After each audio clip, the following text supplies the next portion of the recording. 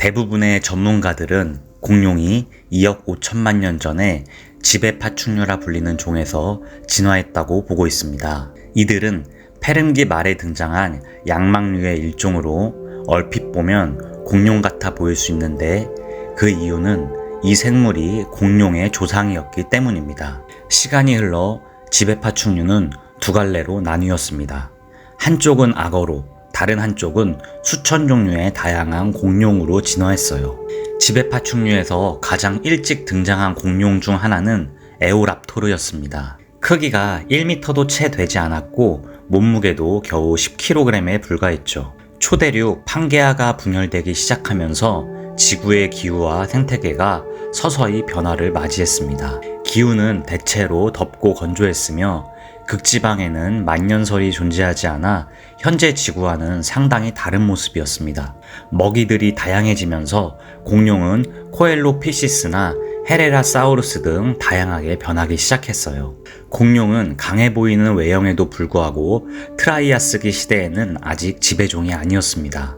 다른 많은 생명체들과 생존 경쟁을 하고 있었기 때문이죠. 그러던 중 대규모 화산 폭발이 일어나게 되면서 트라이아스기 대멸종이 일어나게 되었습니다. 이 사건은 공룡들에게 지구를 지배할 수 있는 기반을 마련해 주었어요. 주라기 시대가 도래된 것이죠. 공룡은 점점 번성해 나갔고 이때부터 우리가 흔히 알고 있는 거대한 공룡들이 지구를 지배하게 되었어요. 먹이사슬 경쟁에서 밀린 작은 공룡들도 이 시대의 진화의 한 과정을 거쳤습니다. 이 중 일부는 새와 유사한 형태의 시조새로 진화했습니다. 시조새는 깃털과 날개를 가졌지만 동시에 이빨과 뼈가 있는 꼬리를 가진 공룡과 새의 중간 형태였습니다. 이것은 시조새가 새와 공룡 사이에 진화적으로 연결되어 있다는 것을 보여줍니다. 5600만 년이 흐른 뒤 주라기 시대가 종말을 맞이합니다. 기후변화, 화산활동, 해수면 변화로 다양한 종이 멸종을 맞이했지만 다행히 이번 사건은 규모가 그리 크지 않았습니다.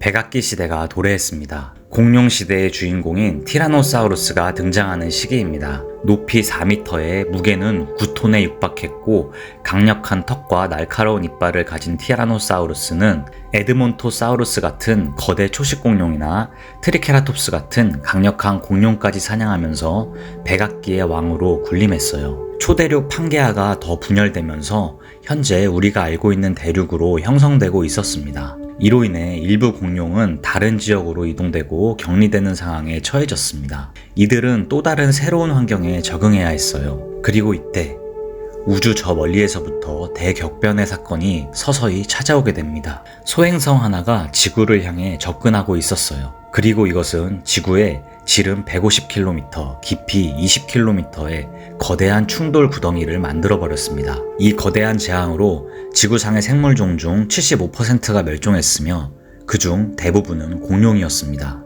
하지만 모든 공룡이 멸종한 것은 아니었습니다. 시조새같이 하늘을 날던 공룡들이 새로 진화되어 소행성 충돌에서 살아남을 수 있게 되었습니다. 하늘을 난다는 것은 겉으로는 우아해 보이지만 사실 엄청난 에너지 소모를 불러일으킵니다. 중력을 이겨내기 위해 자기 몸집보다 큰 날개를 움직이는 것은 사람이 전력으로 달리는 정도의 체력 소모와 맞먹기 때문이죠. 그래서 일부 새들은 공룡이 사라지자 지상으로 내려오게 되었어요. 이들은 더 이상 힘들게 하늘을 날 필요가 없어서 날개는 퇴화됐고 몸집은 점점 거대해졌어요. 이렇게 이들은 공포새라는 종으로 진화했고 최고의 포식자 자리에 올랐습니다. 하지만 지구에는 공룡을 피해 음지에 살던 포유류들도 양지로 올라오게 되면서 점점 번성하고 있었습니다. 그중 일부는 검치호 같은 거대 육식 포유류도 있었죠. 이제 거대한 공룡의 후손인 공포새와 음지에 숨어 살던 작은 포유류의 후손인 검치호가 지구의 지배권을 놓고 다투는 상황으로 치닫게 되었습니다. 하지만 지구는 포유류의 손을 들어주었어요. 공포새가 멸종된 원인이 기후변화라고 추정하고 있기 때문입니다. 공포새가 멸종된 후 육지의 주도권은 이제 공룡에서 포유류로 완전히 넘어가게 되었습니다. 이렇게 한때 1억 6,500만 년 동안 지구를 지배했던 공룡의 후손인